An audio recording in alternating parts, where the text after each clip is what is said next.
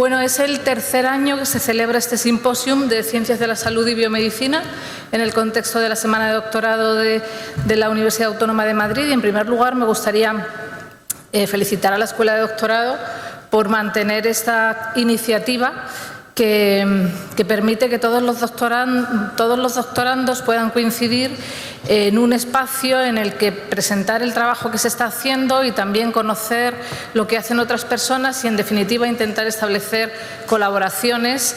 Obtener un doctorado va más allá que simplemente obtener el título, implica pues hacer muchas veces relaciones entre compañeros duraderos para toda la vida, compartir experiencias, compartir información. Este es el momento en esta jornada para discutir vuestros resultados con colegas que pueden entender más o menos. Nuestro centro es un centro que enfoca sus principales líneas de investigación en la biomedicina.